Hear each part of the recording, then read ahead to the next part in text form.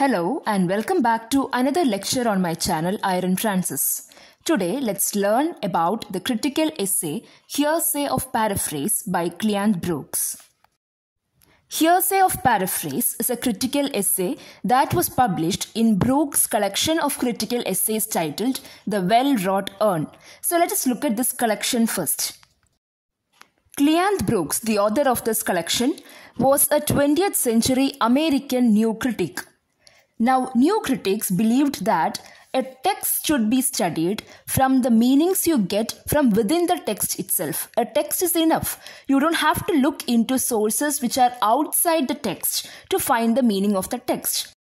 That is, when we interpret a text, things like what the author meant or what was the background in which the author wrote this text, the historical background, the religious background or the political background, or what did the readers understand from the text, all these things are not relevant at all. What is important is there in the text itself. The literary devices used, the paradox, the irony, the ambiguity, such elements of the work which gives out meaning, that is enough. That is what the new critics believed. So Cleanth Brooks belonged to this school of criticism and he had some essays which belonged to new criticism. And all these essays were separately published before, but then he felt like making a collection of it. And thus the Well Wrought Urn was published first time in 1947. The complete title is The Well Wrought Urn Studies in the Structure of Poetry. So what he has here is 11 critical essays. And in each of these essays, he analyzes different poems from different category of poetry from the Elizabethan age to modern poetry, all while applying his techniques of new criticism.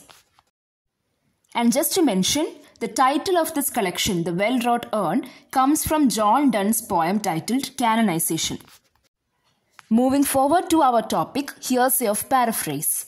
Now this essay, Heresy of Paraphrase, is the 11th or the last essay in the collection, The Well Wrought Urn. Now the word paraphrase is very common to us. Since school, we have been asked to paraphrase poems by looking into a poem and then writing a summary, a paraphrase of the poem. And Brooks was against this. He condemned the practice of reducing a poem into a paraphrase. Because when we paraphrase a poem, we are overlooking the real meaning. The real meaning can never be put into a summary or a paraphrase. When we make a paraphrase of a poem, we either simplify the meaning or distort the meaning completely. The actual feeling, the actual meaning or the how the readers are supposed to feel when you read a poem, that could never be felt when you read a summary. It's like watching a movie.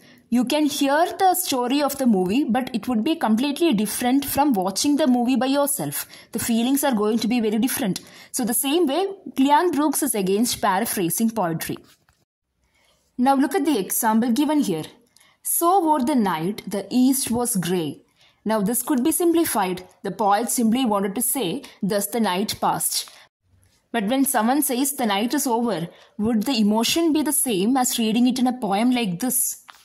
And that's the drawback of paraphrasing poetry. Poetry is not simply just some words put together.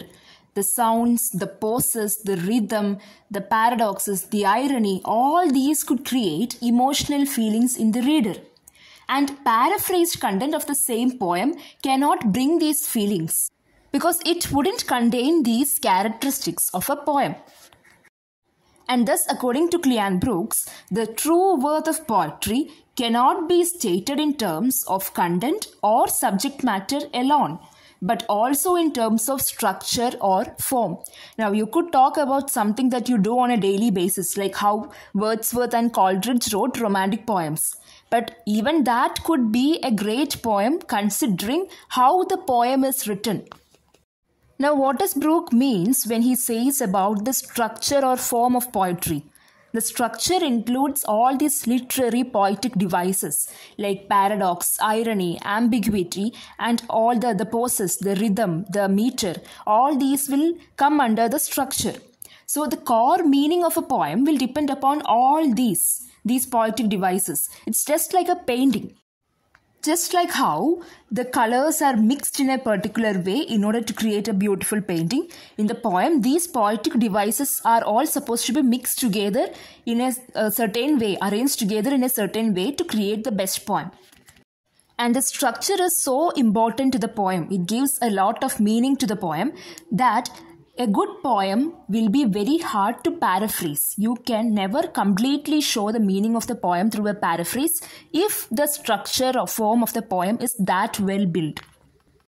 And that's why he says, any good poem sets up against all attempts to paraphrase it. And Brooks says the traditional way of approaching a poem, it is very faulty, it's very misleading. Just like I mentioned how we were asked in schools to paraphrase poems for exams. Now that shows that poems are only statements. You can read the line, find out the meaning and immediately make a summary out of it. That is very misleading because poems are actually very complex. It's very ambiguous.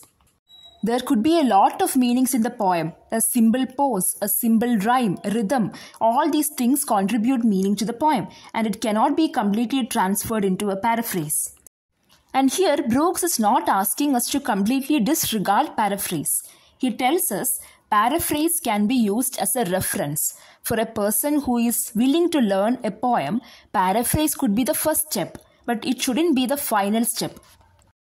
That is, just by reading a paraphrase, you shouldn't be judging a poem. It shouldn't be the end of criticism. Because poetry itself is an experience. Just because we had this traditional way of studying poetry by looking at the historical background, by looking at what the poet has to say, by reading a summary of the poem, it doesn't mean it's right. So Cleanth Brooks is introducing a new way to analyze poetry without just using these traditional ways. That is what he is actually doing in his entire work, The Well Wrought Urn. So this Heresy of Paraphrase is like a conclusion after analyzing 10 different poems in all his 10 essays. In the 11th essay, he is telling us how not to analyze a poem. We are not supposed to look at the paraphrase of the poem because paraphrase could never reveal the complete emotions, the complete meaning of the poem. And that's all about the topic Heresy of Paraphrase by Cleanth Brooks. I hope you have understood. Thank you so much for watching.